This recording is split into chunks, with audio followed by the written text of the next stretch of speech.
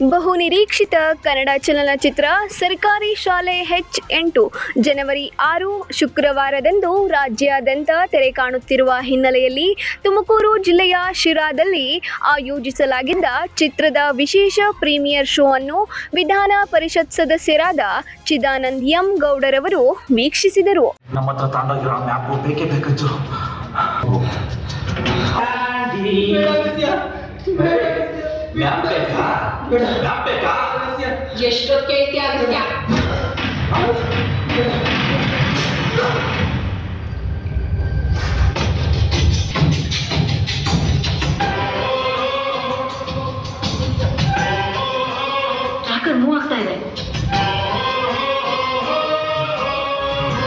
Cinema ವೀಕ್ಷಿಸಿದ ಬಳಿಕ ಚಿತ್ರತಂಡದ ಪ್ರಯತ್ನವನ್ನು ಮುಕ್ತ ಕಂಠದಿಂದ ಶ್ಲಾಘಿಸಿದ ಅವರು ಚಿತ್ರಕ್ಕೆ ಮತ್ತು ಇಡೀ ತಂಡಕ್ಕೆ ಭವ್ಯ ಯಶಸ್ಸು ಸಿಗಲಿ ಎಂದು ಹಾರೈಸುವ ಮೂಲಕ ಸ್ಥಳೀಯ ಪ್ರತಿಭೆಗಳನ್ನು ಸನ್ಮಾನಿಸಿ ಗೌರವಿಸಿದರು.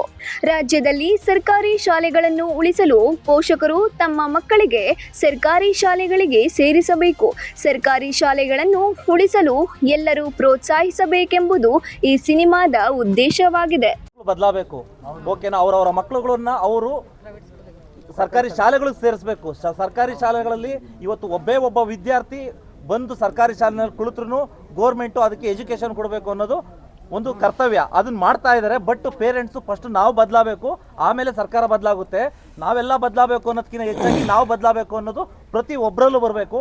ಇನ್ನೊಂದೇನೆಂದರೆ ಈ ಸಿನಿಮಾ ಬಗ್ಗೆ ಒಂದು ಕೊನೆಯದಾಗ ನಾನು ಮಾತು ಹೇಳಬೇಕಂದ್ರೆ, ಸ್ಥಳೀಯ ಪ್ರತಿಭೆ ಹಿರಿಯೂರಿನ ಹರಿಯಬ್ಬೆ H8 ಸಿನಿಮಾದ ಮುಖಾಂತರ ಗುಣ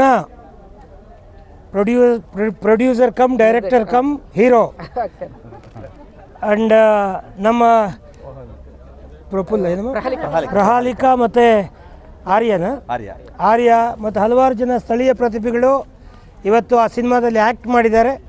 ನಾನು ಕೊನೆ ಕ್ಲೈಮ್ಯಾಕ್ಸನ್ನು ನೋಡಿದೆ ಸಿನಿಮಾದ್ದು.